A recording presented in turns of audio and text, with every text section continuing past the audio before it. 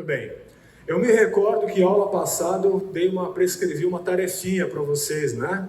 Para vocês fazerem durante a semana, não é isso? A tarefinha foi para que vocês pesquisassem quantos foram os dizeres de Cristo na cruz, né? Quais foram e onde eles estavam, não é isso? Essa foi a tarefa, não foi? Muito bem, fizeram? Não precisa levantar a mão, não. Fizeram? É a pergunta interior, resposta interior, né? Então vamos fazer a nossa aula em cima desse tema hoje. E eu quero começar dizendo duas coisas a respeito do perdão, tá? Porque o objetivo de nós fazermos essa tarefa, ou termos corrido atrás de levantar isso na palavra de Deus, é tirar uma radiografia do comportamento do nosso Senhor no momento mais crucial da vida dele, na cruz. Isso tem tudo a ver com perdão. E nessa linha eu quero deixar duas coisas de início para você pensar a respeito de perdão. A primeira é a disposição para perdoar. E lembre-se que quando eu estou falando disposição, eu estou falando de motivação do coração. Lá em Mateus 18:35, existe aquela palavrinha lá, lembram-se? Do íntimo. Se do íntimo não perdoar, abram as Bíblias em Mateus 18. Se do íntimo não perdoardes o seu irmão. Então a primeira coisa que eu quero dizer para você é a disposição, Mateus 18:35. Quem achou, por favor, leia.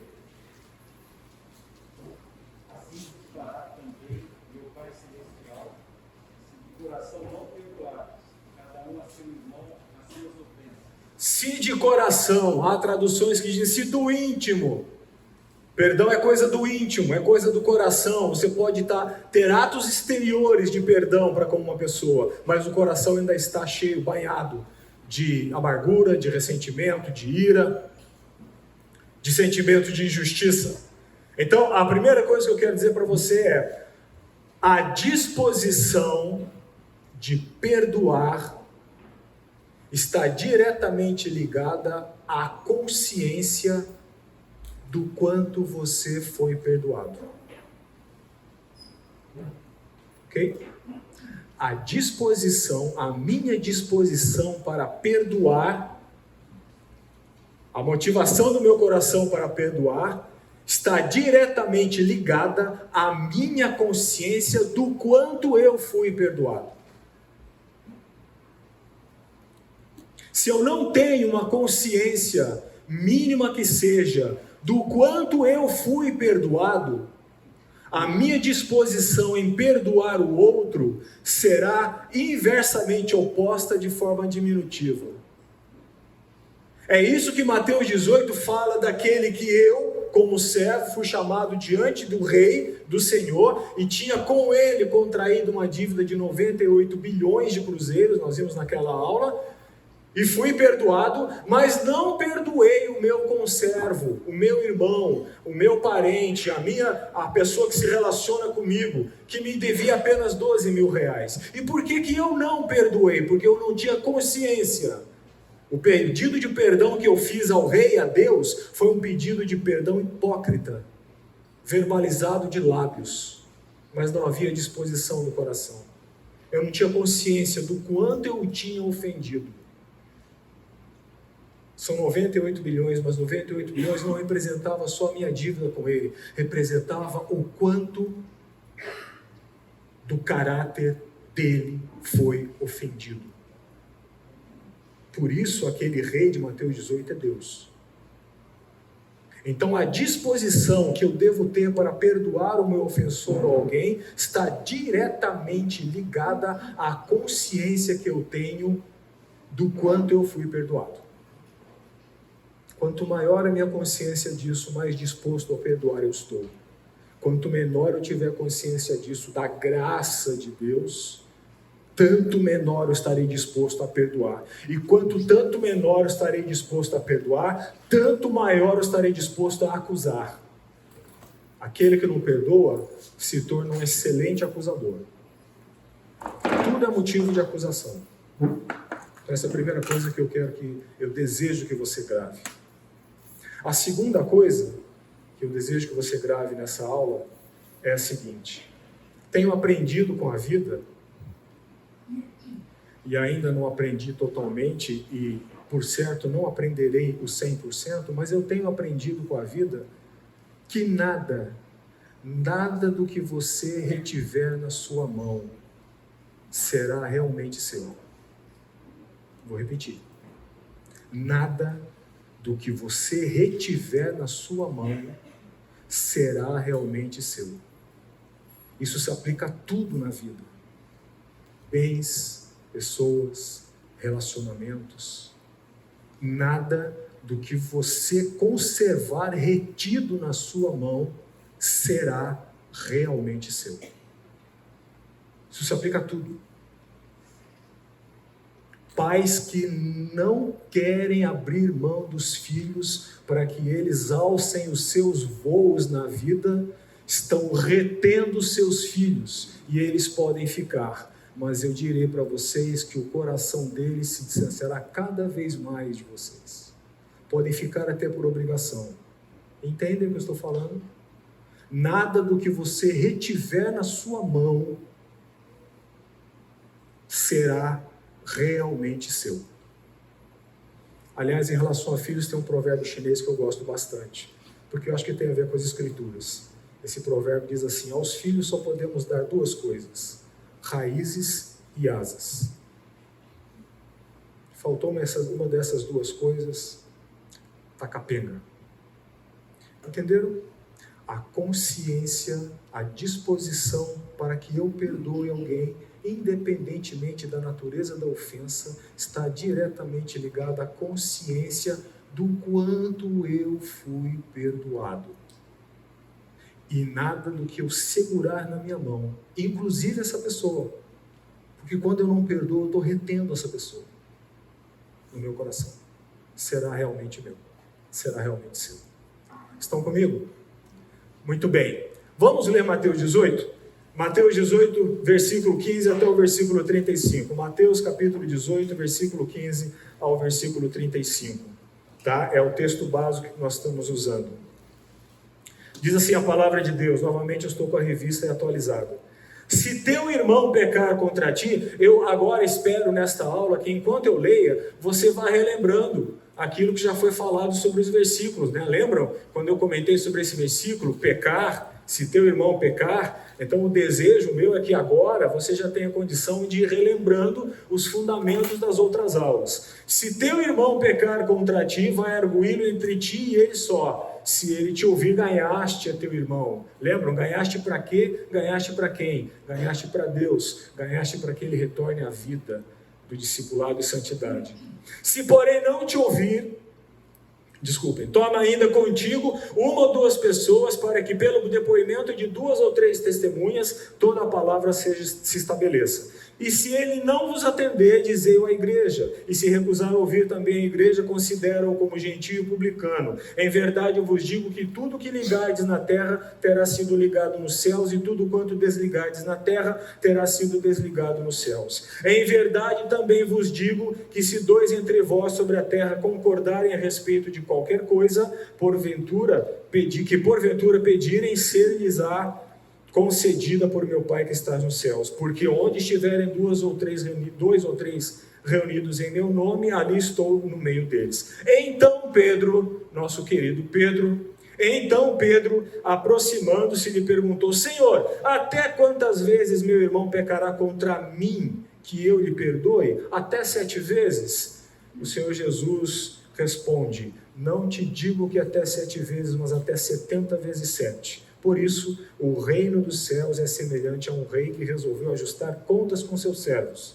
E passando a fazê-lo, trouxe-lhe um que lhe devia 10.000 talentos, 98 bilhões de reais, hoje. Não tendo ele, porém, com que pagar, ordenou o seu senhor que fosse vendido ele, a mulher e os filhos, e tudo quanto possuía, e que a dívida fosse paga. Nunca pagaria. Lembram? Consciência do quanto eu fui perdoado. Nunca pagaria. Eu nunca conseguiria pagar a dívida que eu fiz com Deus. pelo meu pecado. Nunca pagaria.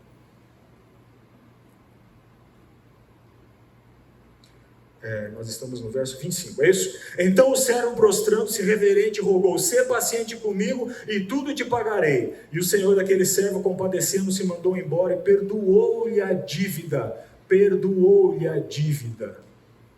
Rasgou, perdoou, assumiu o prejuízo. Foi isso que Cristo fez na cruz. Ele assumiu a conta. Ele assumiu o débito da humanidade.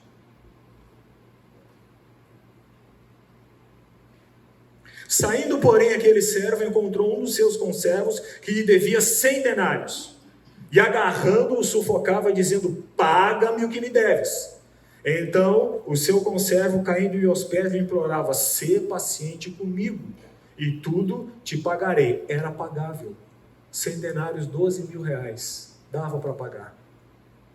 Dava para pagar. E por que uma dava para pagar? Porque qualquer ofensa que é contra mim, jamais pode ser equiparada à ofensa que eu cometi contra Deus. Lembram de novo? A falta de disposição do seu coração em perdoar revela a falta de consciência que você tem do quanto você foi perdoado. Por isso essa disparidade de cifra. Não é que não houve ofensa. O que Jesus estava colocando é: a ofensa que foi para você não pode se comparar à ofensa que eu terei que pagar por você. Ele, entretanto, não quis. Antes, indo-se, o lançou na prisão até que saudasse a dívida. Vendo seus companheiros o que se havia passado, entristeceram-se muito e foram relatar ao seu senhor tudo o que acontecera. Então o seu senhor, chamando-lhe, disse: servo malvado, perdoei-te aquela dívida toda porque me suplicaste. Não devias tu igualmente compadecer-te do teu conservo? Não recebeste tu muito maior graça do que terias que ter para dar ao teu irmão? Quem recebe mais graça? Quem teve uma dívida de 98 bilhões perdoada ou quem tem que perdoar 12 mil reais?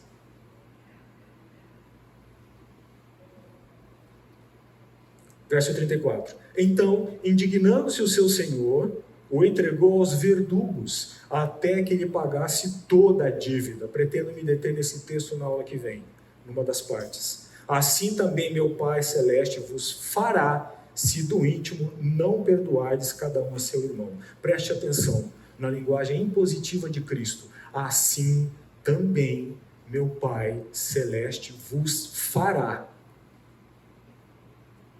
De Deus não se zomba. Tenha sempre temor a Deus no seu coração. Sempre. Os grandes homens da história cristã foram homens que tiveram seus erros, seus pecados, suas brigas ferozes entre eles até, mas eram homens que tinham uma noção tão grande a respeito de Deus, tão majestosa a respeito de Deus, que se sentiam atemorizados, no bom sentido e no sentido do terror também. Tema Deus. Tema Deus. De Deus não se zomba. Aquilo que o homem plantar, isso também ceifará. Quando você não perdoa, e perdão é uma ordem, é um mandamento. Quando você não perdoa, você está pecando diante de Deus. Ok? Muito bem. Vamos à nossa tarefinha. Eu quero fazer junto com vocês uma radiografia do nosso Senhor na cruz, através do que Ele disse e através do que Ele deixou de dizer e poderia ter dito. Isso é importante. É importante porque muitas vezes eu digo o que não deveria ter dito e não digo o que eu poderia ter dito. É essa radiografia que eu quero fazer com vocês e por isso eu pedi que vocês estivessem fazendo a tarefa. Muito bem? Bom, eu achei 12 dizeres de Jesus na cruz. Confere? Confere? Quantos acharam? Muito bem, fizeram a tarefa. Muito bom. Fiquei contente, fizeram a tarefa. A não ser que eu esteja usando uma Bíblia diferente da de vocês, né? Fizeram a tarefa. Muito bem. 7 são os dizeres, a não ser que você pegue um dos versículos e desdobre em 2. Mas 7 são os dizeres de Cristo Jesus na cruz. Ok? Vamos a eles? Na ordem cronológica? Vamos a eles? Lucas capítulo 23 é o primeiro. Lucas capítulo 23. Vamos lá para Lucas capítulo 23. Lucas capítulo 23, versículo 24. Confere? É isso? Lucas 23. Ah, fizeram mesmo. Fizeram mesmo. Que bom. Lucas capítulo 23, 34. Isso mesmo. O que está escrito aí? Eu entendo que essa é a ordem cronológica das manifestações de Cristo na cruz, ok? O que está escrito aí? Lucas 23, 34.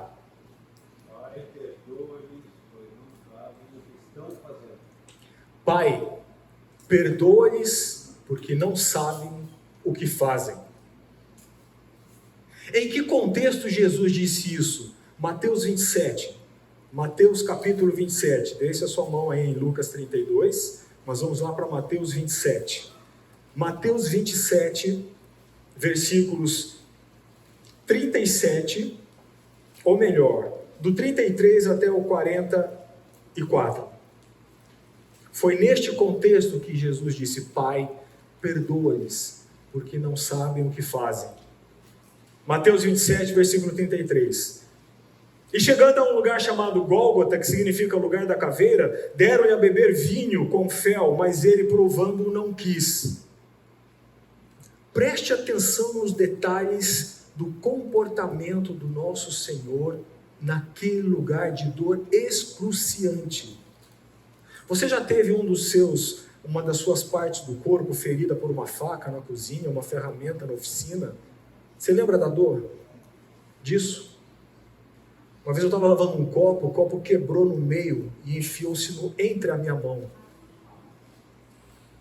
Eu lembro dessa dor. E se você tem uma experiência assim, eu desejo que você lembre dessa dor sua.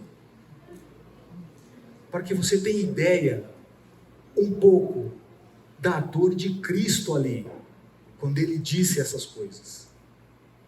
E já não bastasse a dor física, eu quero acrescentar a dor moral e emocional. Vamos prestar atenção no texto? Olha o que fala o texto.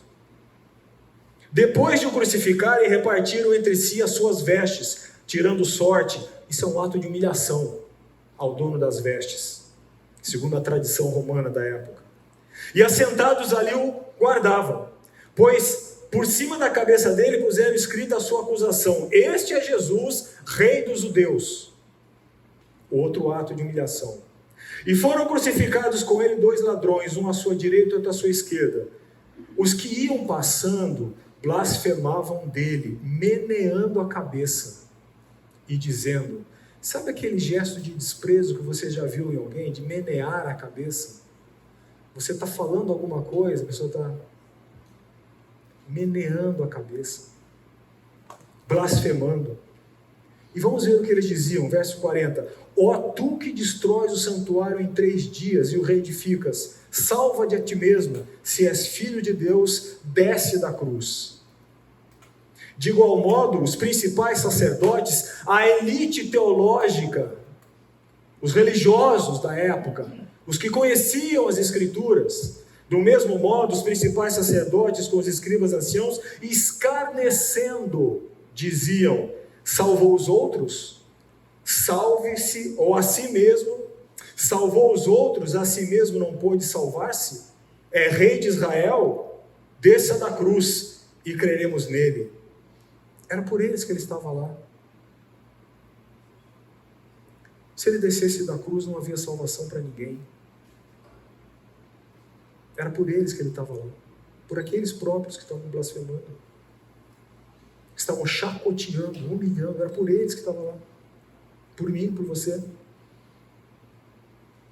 Confiou em Deus. pois venha livrá-lo agora, se de fato lhe quer bem, porque disse, sou filho de Deus. E os mesmos impropérios lhe diziam também os ladrões que haviam sido crucificados com ele. Você percebe o escárnio? Percebe a ofensa, o assinte, a humilhação deliberada? Você percebe a zombaria, o menosprezo?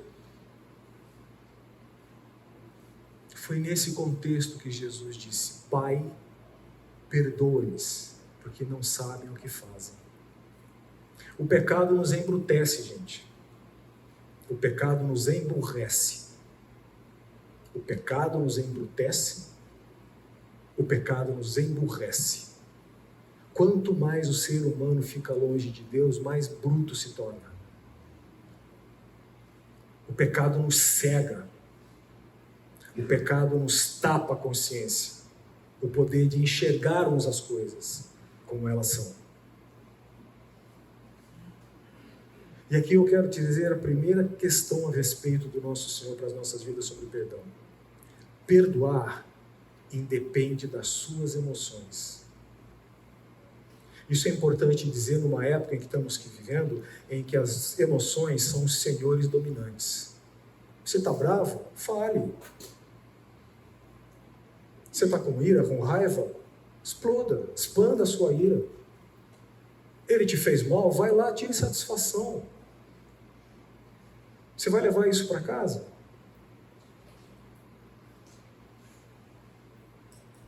Nesse momento em que nós vivemos uma época em que as emoções estão ditando os comportamentos, e para provar isso é só você abrir as discussões nas páginas do Facebook. Polarização política, discurso religioso.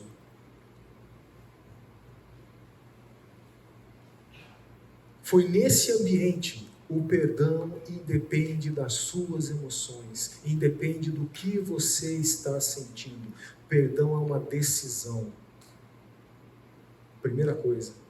Segunda coisa, quando você roga que Deus perdoe, você está deixando de reter na sua mão e entregando a circunstância e a pessoa às mãos daquele que sabe cuidar da situação.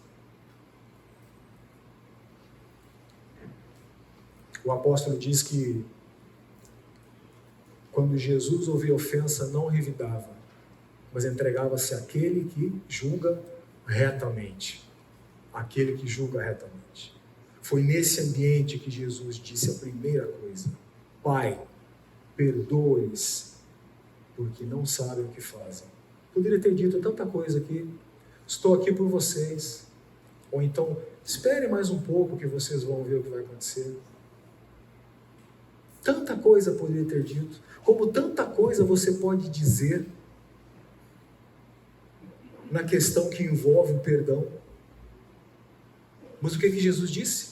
Pai, perdoe-os, porque não sabem o que fazem. A segunda frase de Jesus na cruz qual foi? Está em Lucas 23, 43. O que está escrito lá?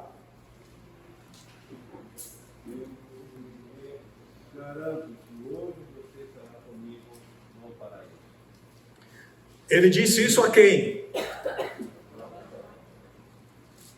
Hoje estarás comigo no paraíso. Vamos lá para Mateus de novo? Mateus 27. Lá no verso 38. E foram crucificados com ele 2 ladrões, um à sua direita e outro à sua esquerda. Ok? Voltando para Lucas, onde estávamos, capítulo 23. Lucas 23. 39. Lucas 23, 39.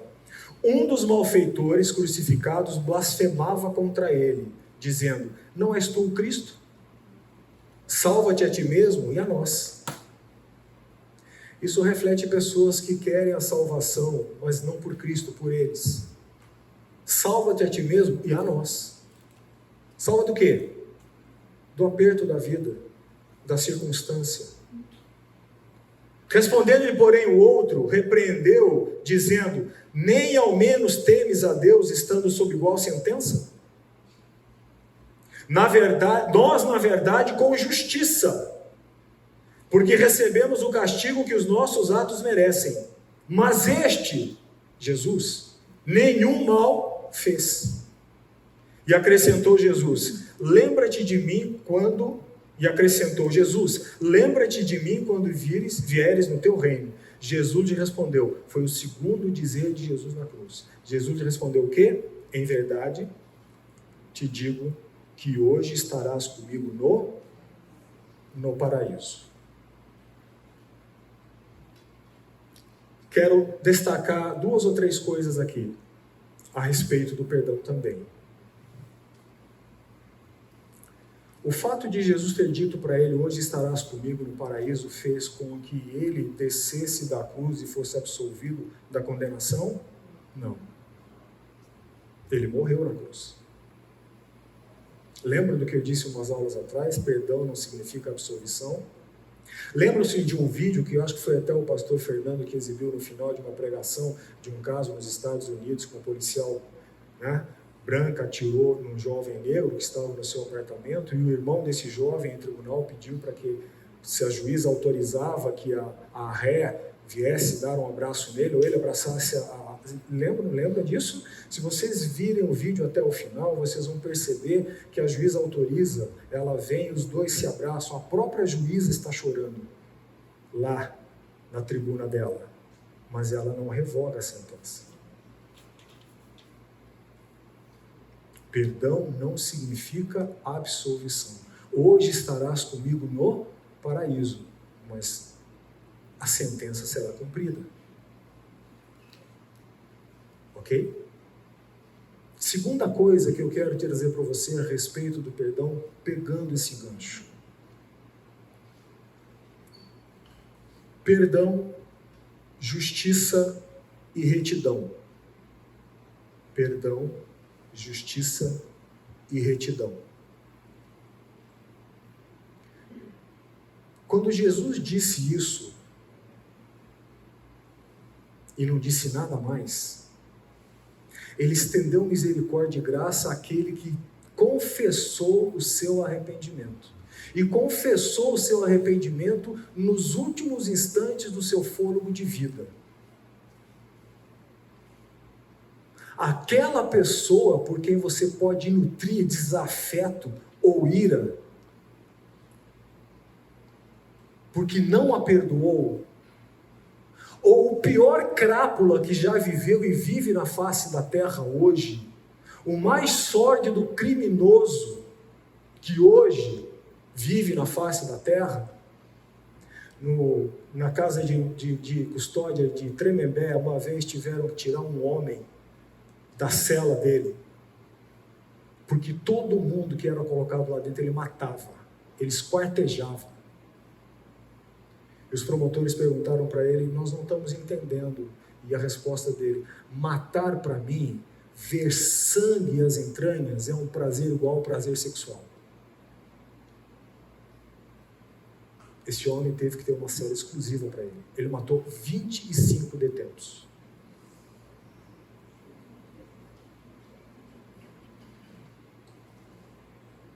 Esse homem, se confessar o seu pecado no derradeiro minuto da sua vida, Jesus pode dizer: te encontrarei no paraíso. Você já percebeu como é inodoro, como é pequeno ficar sustentando discussões por ideologias, por tanta coisa? Aquele que você não gosta, aquele que é seu desafeto, ou que representa todo o mal para você, pode estar sentado lá do seu lado, na mesa, junto, no seio de Abraão. Eu não tenho como medir essa graça, eu só tenho como me apegar a ela e perdoar. Entendem? Ele disse isso ao outro: hoje vos encontrarei. Ele disse a quem? Ao que se arrependeu. Poderia ter dito: agora, companheiro, agora? Você passou a vida fazendo barbaridade e eu aqui nesse estado ainda vou ter que dizer para você que você está perdoado? Tenha santa paciência. Não é assim que a gente faz? Tenha santa paciência, né? Hoje encontrarás comigo. Hoje eu te encontrarei no paraíso. Perdão, justiça e retidão. Se você for lá para o capítulo 19 de João,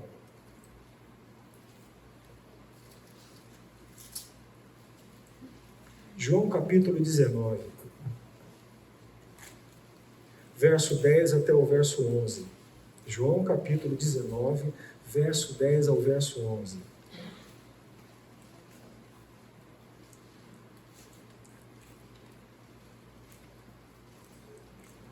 Eu estou passando do perdão para a justiça. Então Pilatos o advertiu. Não me respondes? Advertiu quem? O Senhor Jesus. Não me respondes? Não sabes que tenho autoridade para te soltar e autoridade para te crucificar? Jesus, oh meu adorável Senhor, Jesus assim, sem palavras. Jesus respondeu Jesus: nenhuma autoridade terias sobre mim se de cima não te fosse dada. Por isso quem me entregou a ti, maior pecado tem. Jesus não disse para Pilatos: você não tem autoridade para me mandar crucificar.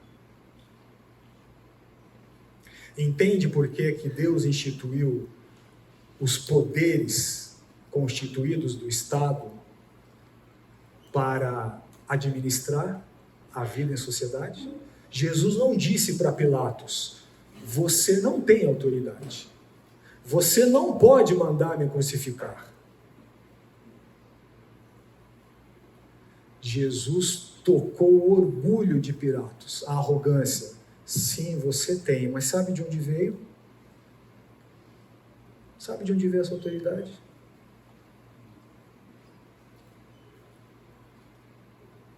A mesma coisa com o ladrão da cruz. O que eu quero dizer com isso? Há casos de perdão que envolvem perdão, que envolveram crimes praticados. Há muitos casos de perdão que envolvem coisas que foram feitas hediondas. Coisas nefastas. E aqui eu faço um pedido, um parênteses. Por favor, orem pelas autoridades do nosso país. Orem por promotores públicos, orem por essas autoridades, delegados. Vocês não têm ideia da sujeira que esses homens às vezes veem, semana após semana.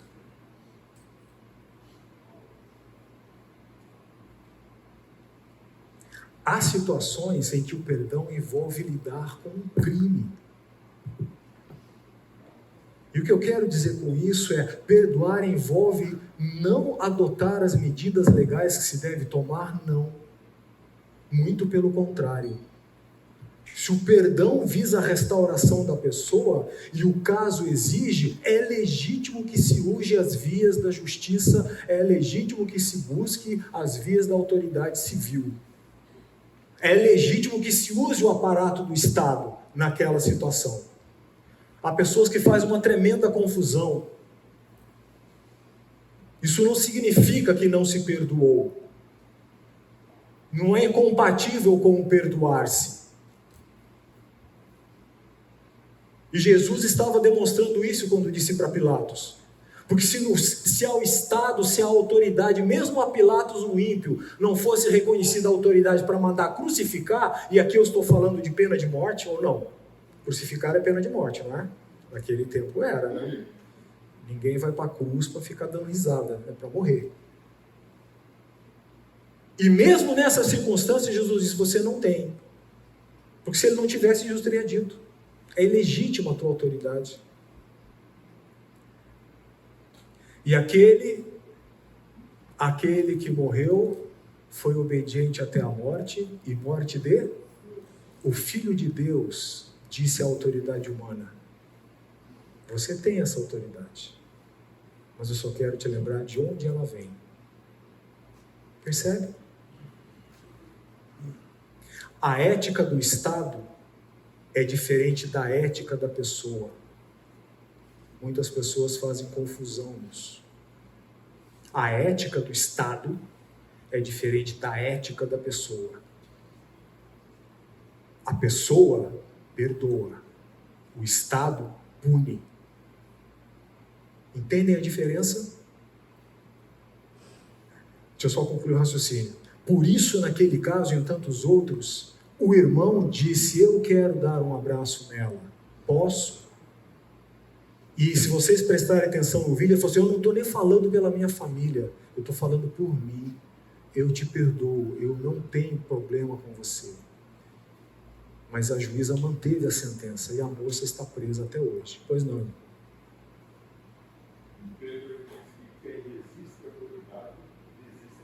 Quem resiste à autoridade resiste a Deus. Muito bem citado.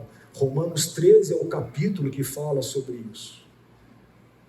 Então, se a circunstância envolve um ato que seja definido por lei como um crime, ir para frente ou buscar os recursos legais não significa que você não perdoou. Porque o Estado é legitimamente constituído por Deus.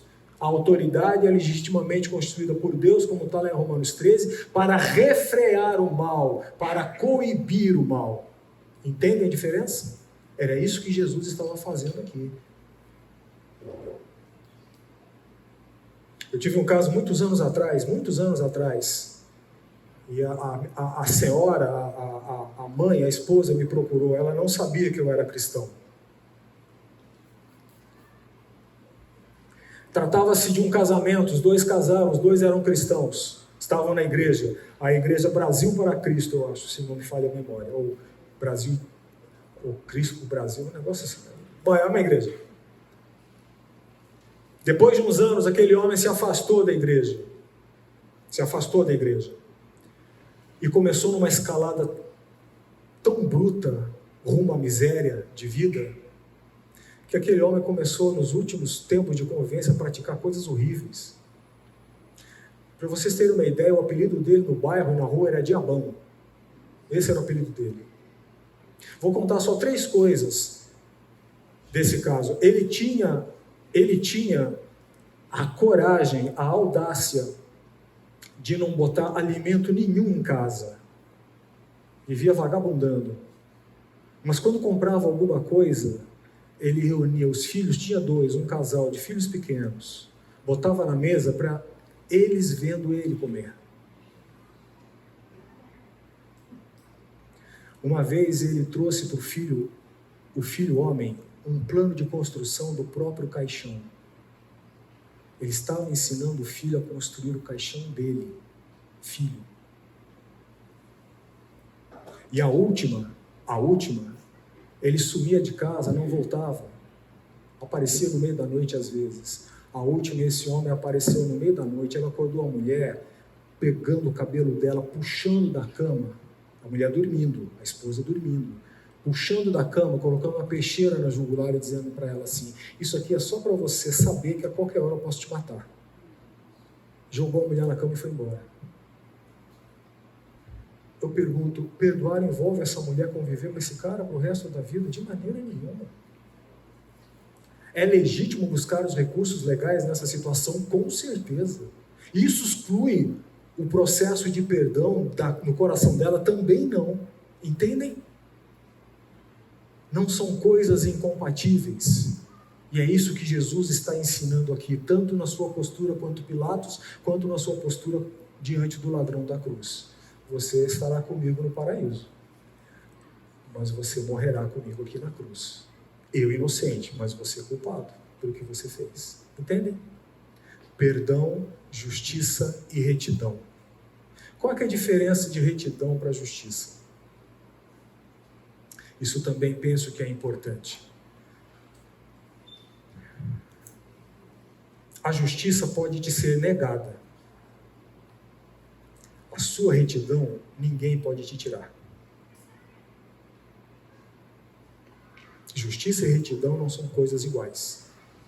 Tendem a buscar o mesmo fim, mas não são coisas iguais. E por que é importante dizer isso? Porque às vezes nessa situação em que você vê pessoas envolvidas com processos judiciais, a coisa não sai como elas esperavam. Então é importante dizer, justiça, ela pode te ser negada aqui, mas a sua retidão ninguém pode tocar. E o que significa isso?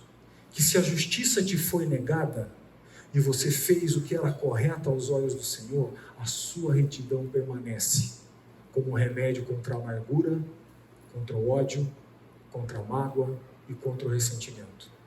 Entende? Ninguém pode retirar a tua retidão. Retidão é coisa do coração. Perdão, justiça e retidão. Ficou claro? Elas não interferem umas nas outras. No entanto, o perdão é algo desejável no processo de todas. Para fechar esse tema de justiça, creio eu que se a situação envolve não um delito, não a prática de um atentado contra a saúde ou contra a vida, mas uma lesão patrimonial, creio eu que o que deve ser feito, a par do processo de perdão, é o que está prescrito em 1 Coríntios 6. Ok? Resolver a questão na igreja. Paulo pergunta, por acaso não há nenhum sábio entre vocês que possa julgar essa questão? E Paulo está argumentando isso para ver o nível espiritual e a carnalidade dos membros de Corinto. E qual é a sentença que Paulo dá?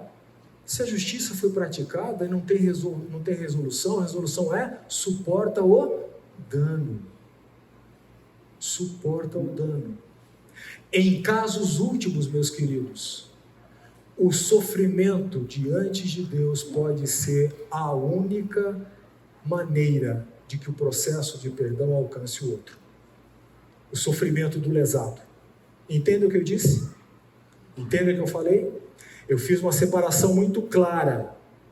Eu fiz uma separação entre a atuação necessária do Estado, porque você não pode mandar ninguém para a cadeia, o Estado é que pode, de uma situação que envolve eventual prejuízo patrimonial.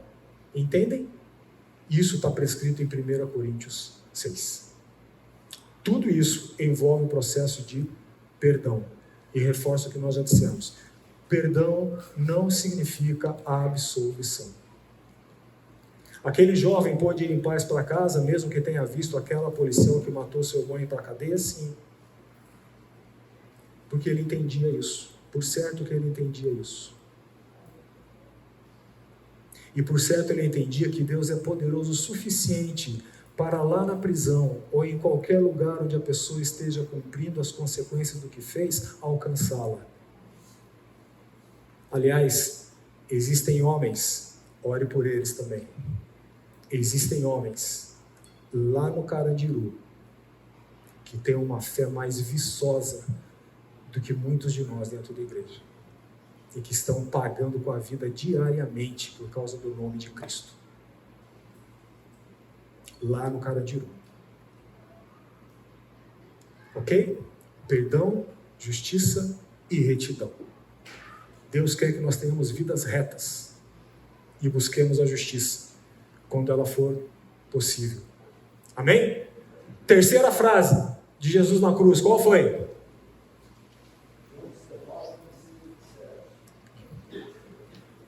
Pode ler.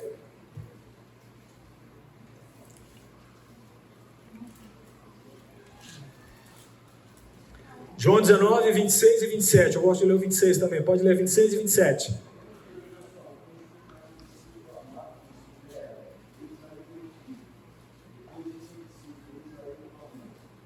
Mulher, eis aí teu filho.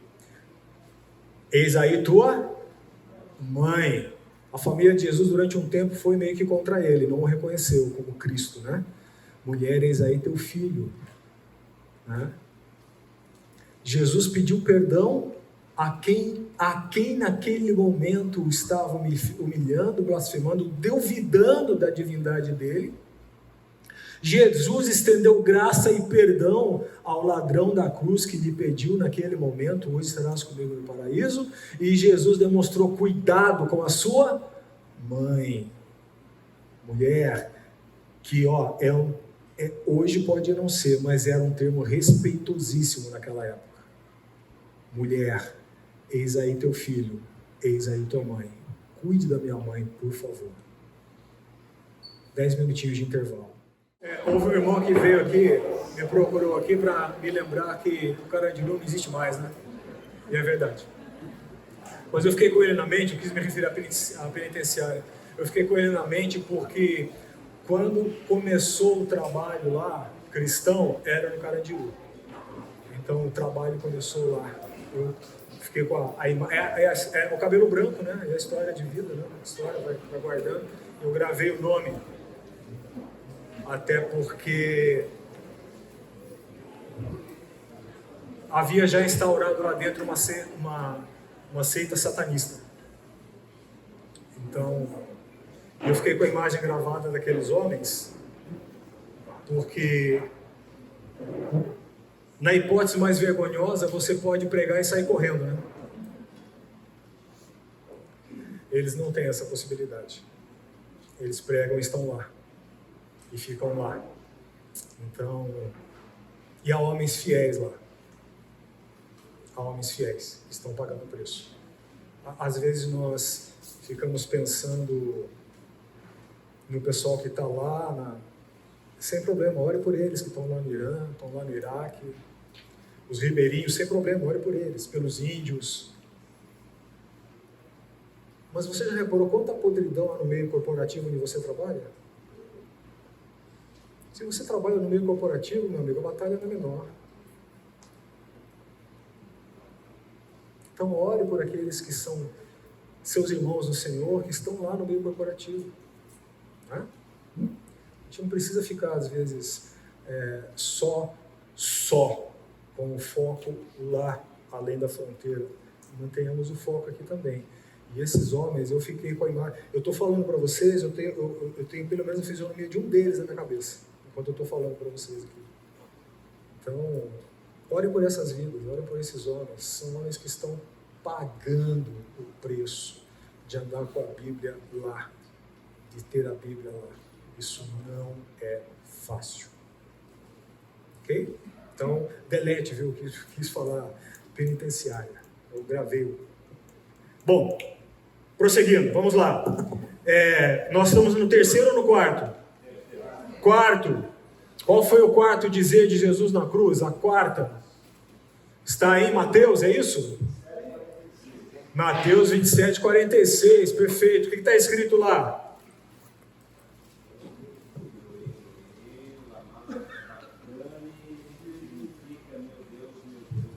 Deus meu, por que me desamparaste? Perceba que, ao todo nos 7 dizeres da cruz, Cristo endereçou 3 aos outros, ao próximo. Os outros 3, ele endereçou ao seu Pai amado. E só um, ele falou dele mesmo. São 7, né? 3 foi para os outros, nós acabamos de ver. Né? Faz sentido com o que ele disse lá atrás, né? Quem quiser vir após mim, negue-se. Não tem coerência.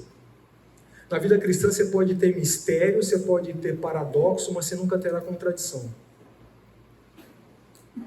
3 ele endereçou aos outros, outros 3 ao seu Pai, e um só ele falou dele. Nós vamos chegar nesse.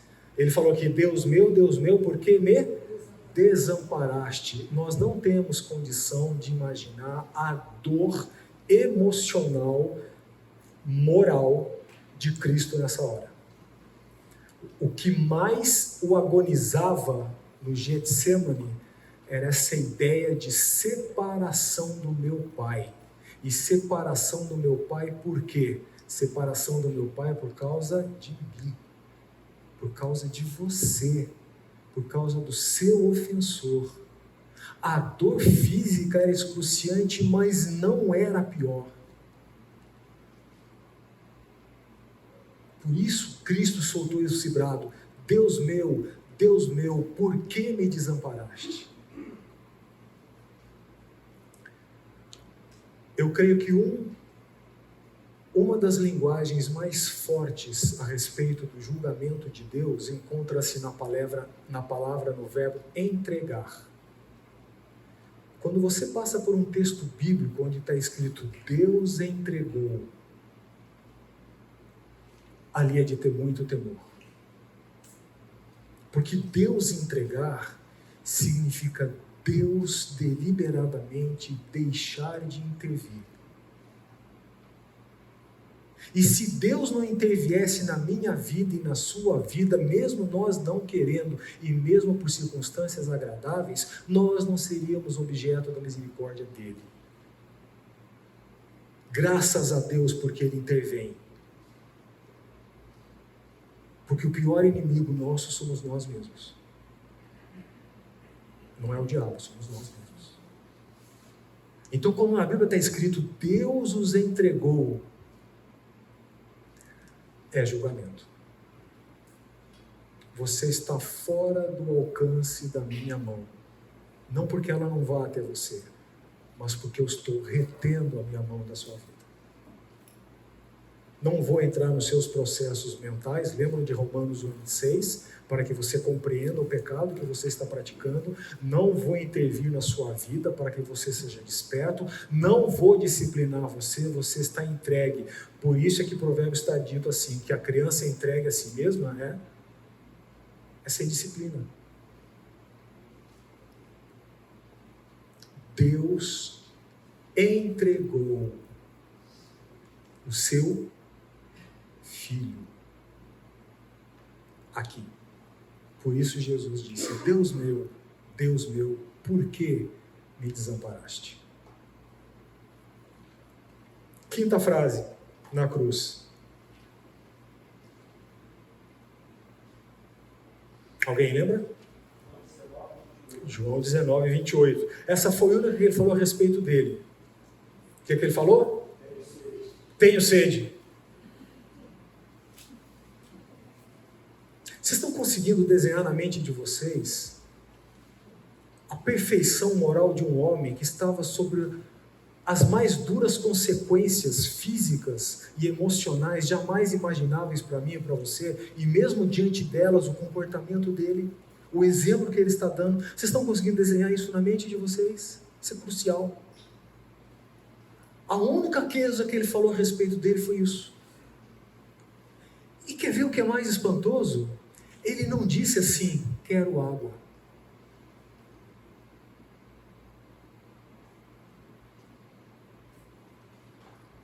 Não é espantoso isso? Ele não fez uma exigência sequer. Ele não fez um pedido sequer. Ele comunicou uma necessidade. Ele disse: tenho sede. Não é espantoso isso? Para nós que somos pessoas tão exigentes, tão aptas a cobrar, tão duramente críticas com os outros, exageradamente críticas com os outros, e às vezes exageradamente complacentes conosco mesmo. A única coisa que ele disse: tenho sede. Essa foi a sexta? A sexta.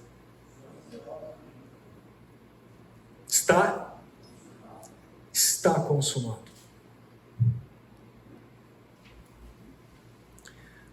Pai, o que me destes a fazer está consumado.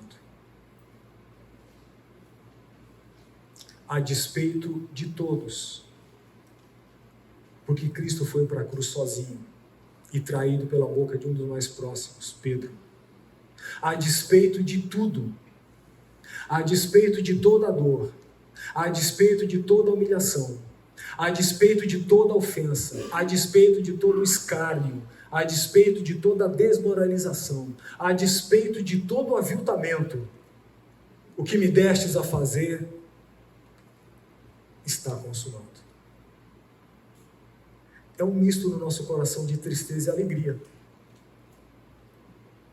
Porque se ele não tivesse dito isso, querido, nós não estaríamos aqui.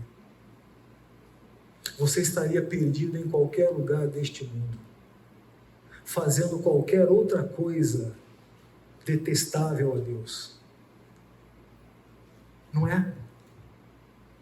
Graças a Deus, ele disse, está consumado. Como que eu posso, então, me negar a estender perdão? Como? Não posso. Não posso. Percebe? A sétima, que está escrito? Pai. Pai. Doce essa palavra, né? Pai. Pai. Já houve tempo na minha vida que eu via vários pais ao mesmo tempo, né? E eu falava, Deus, podia esquecer essa palavrinha um pouco, né? Não é assim? Os que têm filhos pequenos. Pai, pai, pai, pai. Mas que doce palavra é essa, né? Pai. Não é não? Pai. Pai, nas tuas mãos entrego o meu espírito. Jesus deixou meu claro, a minha vida eu la dou voluntariamente, ninguém a toma de mim. Ninguém matou Cristo, num certo sentido da afirmação teológica. John Stott diz que a cruz foi feita para nós, mas também foi feita por nós. A cruz foi feita para nós, mas também foi feita por nós. Pai, nas tuas mãos entrego o meu espírito. Jesus não poderia ter morrido de atropelamento numa rua. Jesus não poderia ter morrido de uma doença. Jesus não poderia ter morrido de outra maneira. Ele tinha que ter morrido pelas mãos dos homens. Nós, homens, nós cometemos o julgamento grave isso. Você acha que existem julgamentos injustos na sociedade? Existem. Existem. Como existem várias outras injustiças em todos os outros ramos. Alguém um dia me perguntou, o que fazer com o julgamento injusto? E eu respondi, o que fazer com a construção civil? Como assim? Você tem ideia de quantas pessoas morreram na construção da ponte Rio-Niterói? E mortes brutas? Paramos de construir ponte? Ninguém parou de construir ponte. O que fazer com o julgamento injusto? O que fazer com um erro médico? Vamos deixar de operar? Se o médico falar para você, é apendicite, tem que operar. Ah, não, doutor. Não, porque eu posso ser vítima de um erro médico. É assim que você responde? Não, doutor, por favor, posso ter uma infecção na mesa de cirurgia. É assim que você responde? Usufruamos da liberdade que Deus nos deu. O que faremos com os julgamentos injustos? Tentamos consertá-los e continuemos julgando. Entendem? A gente começa a achar muita coisa onde não tem. E fazemos dela campos de batalha. E dividimos pessoas. Nas tuas mãos entrego o meu espírito. Jesus morreu pelas mãos dos homens. Homens condenaram. E o julgamento mais iníquo, mais fraudulento, de provas mais, perdoa-me a palavra, mas eu direi, de provas mais prostitutas que houve em todos os tempos, foi o julgamento de Cristo. Se você ler os detalhes de como se processou o processo judicial de Cristo, desde o amanhecer, desde a noite anterior até a condenação, está todo fadado de fraude. E não só fraude, não só provas compradas, não só provas prostitutas, violação à lei, tanto a lei judaica quanto a lei romana daquela época. Foi o julgamento mais iníquo que existiu na face da terra, mais fraudulento que existiu na face da terra. Jesus abriu a boca para falar disso. Ele respondeu: nenhuma autoridade terias se do céu não te fosse dada. E ele disse: eu entrego, Pai, nas tuas mãos, depois de consumar, de fazer a tua vontade, Pai, eu entrego o meu espírito. A minha vida ninguém a toma de mim. Eu a dou voluntariamente. Por isso ele disse isso, para ficar claro que ele não morreu de hemorragia, ele não morreu de dor em último grau, ele não morreu de dilaceramento, ele não morreu de ferrugem dos pregos nas mãos, ele não morreu de cansaço, ele não morreu de nada. Ele rendeu o seu espírito e entregou a Deus, depois de ter dito que está consumado. E por isso nós somos a comunidade dele aqui reunida. Amém? Você pode dizer amém? Amém! Amém. Você é meu irmão em Cristo, você que eu não conhecia até algum tempo atrás. E aquele chinês lá do outro lado do mundo, comuna, vai ser meu irmão em Cristo no céu. Amém? Amém.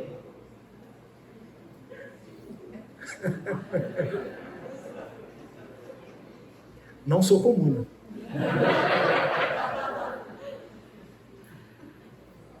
Amém, irmãos. Eu queria falar muito mais sobre isso. Amém.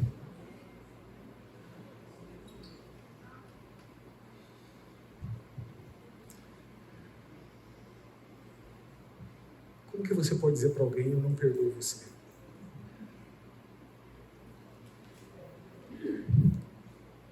Como você pode dizer para alguém no seu coração: eu não perdoo você?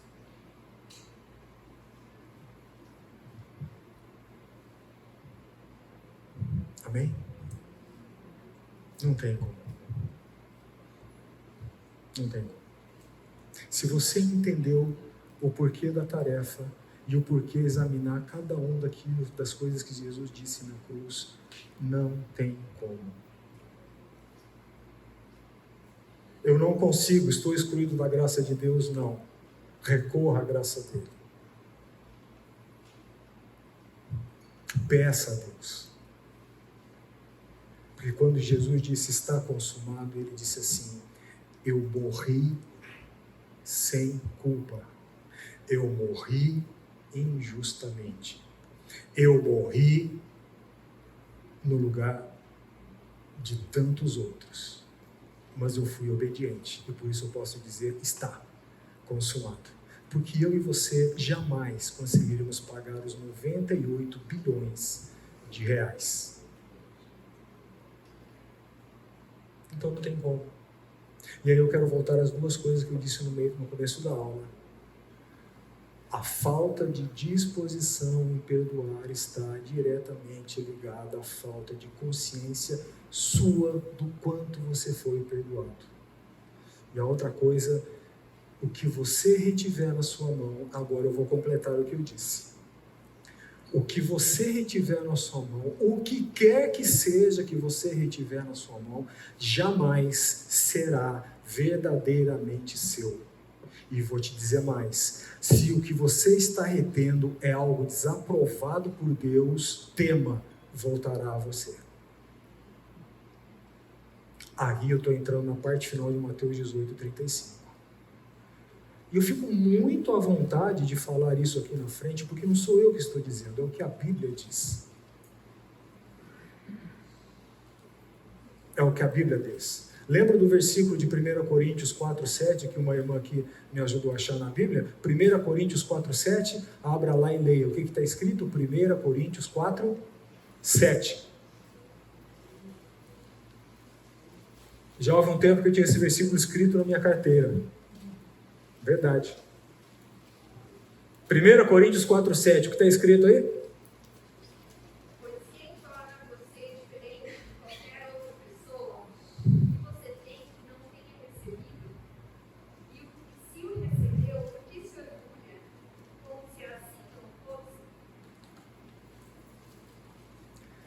Eu não posso ter recebido um crédito de 98 bilhões de reais e me negar a pagar a quitar uma dívida de 12 mil reais. Certo? Há uma última objeção que costuma se fazer com relação ao perdão. Tá? Eu já disse uma delas em uma das aulas atrás. Há pessoas que dizem assim: ele não merece o perdão. E eu respondi: ninguém merece. Ao perdoar, você não está dando ao ofensor o que ele merece, mas o que ele precisa para continuar vivendo. Ao perdoar, você não está dando ao ofensor o que ele merece, porque você também não mereceu o seu. Mas você está dando a ele o que ele precisa para continuar vivendo, porque você também precisou. Romanos 2,4, um excelente versículo para várias áreas da nossa vida. Romanos 2,4, abra lá e leia. Romanos 2,4, eu acho que é 2,4. Romanos 2,4.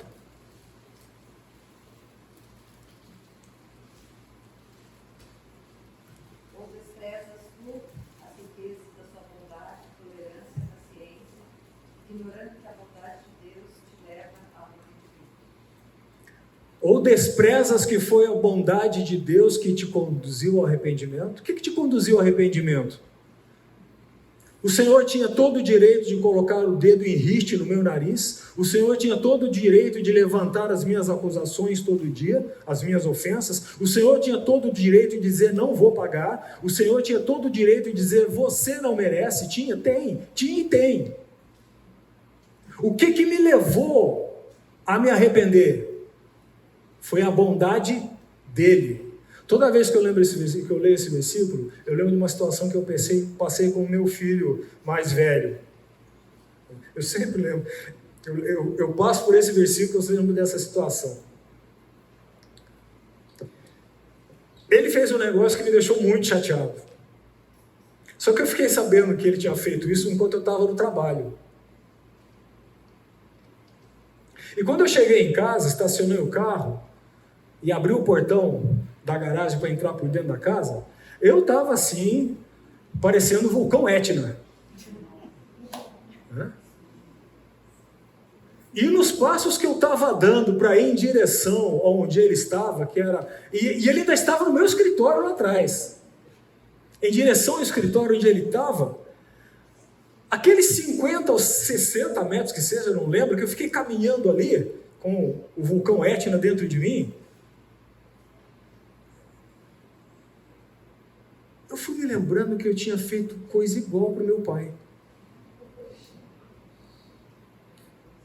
Eu fiz exatamente a mesma coisa para o meu pai.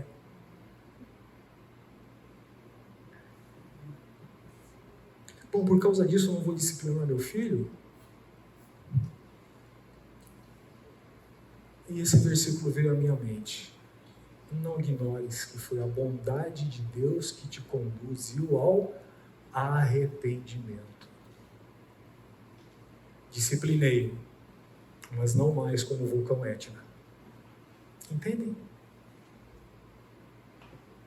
Foi a bondade de Deus que nos trouxe o arrependimento. Foi Deus que nos conduziu até Cristo. Foi a bondade dele, foi a paciência dele, foi a tolerância dele. Então, ao perdoar, você não está dando o que o ofensor merece, mas você está dando o que ele precisa. Porque se você tivesse recebido o que você merece, você não tinha sido perdoado. Mas você recebeu o que você precisa. E você recebeu o que você precisou para estar aqui hoje. e dito amém comigo nessas coisas. Compreende? A segunda objeção que eu ouço comumente com relação ao perdão é a seguinte: mas se eu perdoar, ele vai continuar fazendo. Pode ser. Pode ser. Aí eu quero convidar você a ir para um texto que está lá em Romanos capítulo 12.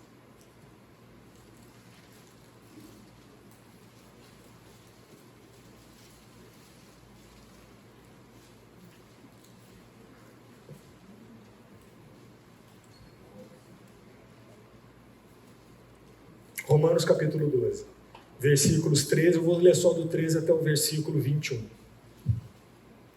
E aqui fica a tarefinha para a próxima aula. A próxima aula nossa é a última, tá? Romanos 12, do versículo 13 diz assim: compartilhai as necessidades dos santos, praticai a hospitalidade, abençoai os que vos perseguem, abençoai e não amaldiçoeis. Alegrai-vos com os que se alegram, chorai com os que choram. Tende o mesmo sentimento uns para com os outros. Em lugar de serdes orgulhosos, condescendei com o que é humilde. Perdão é uma questão de humildade, porque você deixa o seu eu de lado. Condescendei com o que é humilde. Não sejais sábio aos vossos próprios olhos. Perdão é uma questão de buscar a sabedoria de Deus, não a sua. Porque Deus sabe como resolver a situação, você não. E digo mais, você vai estragar mais ainda. Não torneis a ninguém mal por mal, esforçai-vos por fazer o bem perante todos os homens. Se possível, quanto depender de vós, tende paz com todos. Não vos vingueis a vós mesmos, amados, mas dai lugar à ira, porque está escrito: a mim me pertence a vingança, e eu é que retribuirei, diz o Senhor. Pelo contrário, se teu inimigo tiver fome, dá-lhe de comer. Se tiver sede, dá-lhe de beber. Porque fazendo isto, amontoarás brasas vivas sobre a sua cabeça. Não te deixes vencer pelo mal, ou do mal. Não te deixes vencer do mal, mas vence o mal com o bem. Eu quero convidar você, durante a semana, a prestar atenção nos nãos desse texto.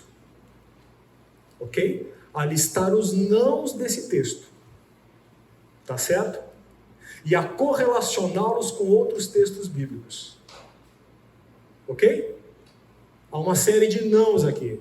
Eu quero convidar você a ler e a anotar os nãos desse texto e a correlacioná-los com outros nãos bíblicos. Tá bom? Ok? Estou encerrando a aula. Alguém tem alguma dúvida? Por favor, Oswaldo. Alguém tem alguma dúvida? Alguém tem alguma pergunta a fazer? Sobre que Deus entrega, né? Aquele caso do rapaz, se o senhor vive, né? Um rapaz que Deus mandou para morrer para que a alma fosse salva. Tem a ver? Ele entregou o rapaz para a morte ou entregou para o julgamento? Ali é questão de disciplina. Eu acho que o texto que a irmã está falando é de Coríntios, né? Que não havendo arrependimento, entregar para que a alma seja salva, né? Sim. Entregar a Satanás, né? Sim. Ali é processo de disciplina. É a última instância. O objetivo ali é entregue para que pelo sofrimento ele venha ao arrependimento. Ok? Deixa eu fazer uma pergunta para vocês. Eu não sei, isso veio à minha cabeça agora. Vocês decidem, rapidamente, antes do pastor Oswaldo falar. Vocês gostariam de ter um tempo maior no final da próxima aula para perguntas? Dúvidas? Ou não é necessário? O que vocês acham a respeito disso? Porque uma vez, não aqui, mas numa das vezes que eu falei sobre perdão, chegaram a pedir isso.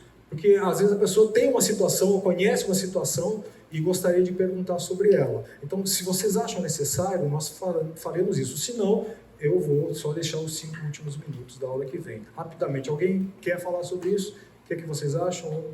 Deixa ao momento da aula.